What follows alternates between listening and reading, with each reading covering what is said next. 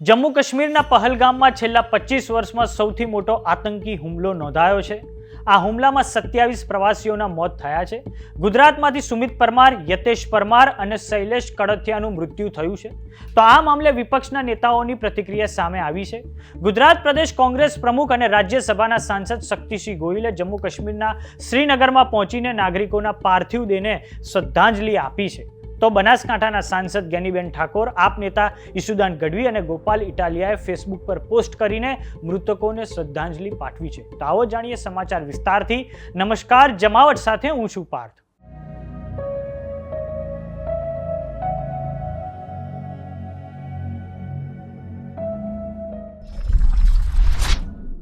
જમ્મુ કાશ્મીરના પહલગામમાં માનવતાને શરમાવી દે તેવો કાયરતાપૂર્ણ આતંકવાદી હુમલો TRF નામના આતંકવાદી સંગઠન દ્વારા કરવામાં આવ્યો છે। ગૃહમંત્રી અમિત શાહે જે જગ્યાએ હુમલો થયો છે ત્યાં પહલગામના બાઈસરન ઘાટીની મુલાકાત લીધી છે। તો વડાપ્રધાન નરેન્દ્ર મોદીએ તેમના નિવાસસ્થાન 7 લોક કલ્યાણ માર્ગ પર કેબિનેટ કમિટી ઓન સિક્યોરિટી અફેર્સની મીટિંગ બોલાવી છે। વાત કરીએ ગુજરાતની, તો રાજ્યસભાના સાંસદ શક્તિસિંહ ગોહિલે જમ્મુ કાશ્મીરના શ્રીનગર પહોંચીને નાગરિકોના પાર્થિવ શરીરને શ્રદ્ધાસુમન અર્પણ કર્યા છે। આ સાથે જ તેમના પરિવારજનો સાથે મુલાકાત કરી છે। સાથે જ અધિકારીઓ સાથે પાર્થિવ દેહને સહી સલામત વતન પહોંચાડવા સંબંધિત ચર્ચા પણ કરી છે। વાત કરીએ બનાસકાંઠાના સાંસદ જ્ઞાનીબેન ઠાકોરની, તો તેમણે સોશિયલ મીડિયા પર પોસ્ટ કરીને લખ્યું છે કે જમ્મુ કાશ્મીરના પહલગામમાં જે હુમલો થયો છે તેને વખોડી નાખું છું। સાથે જ જેમના મૃત્યુ થયા છે તેમની આત્માને શાંતિ મળે તેની માટે પ્રાર્થના કરીએ છીએ। આ ઉપરાંત ઘાયલ ઝડપથી સાજા થઈ જાય તેવી પણ પ્રાર્થના।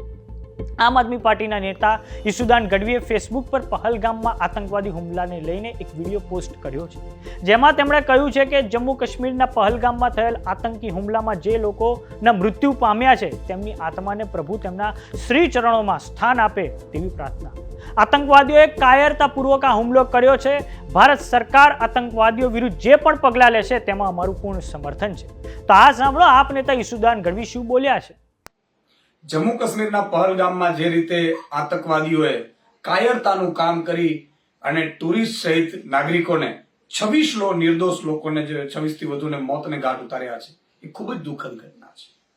ઈશ્વર તમામ મૃતકોને એમના ચરણોમાં સ્થાન આપે એવી પ્રાર્થના કરીએ છીએ। સાથે સાથે આ કાયરતાનું કામ છે, આતંકવાદીઓએ જે કાયરતાપૂર્ણ કામ કર્યું છે એમને ક્યારેય માફ કરી શકાય એમ નથી। સરકાર જે પણ કદમ ઉઠાવે, કેન્દ્ર સરકાર એમની સાથે અમારી લાગણી છે, સમર્થન છે।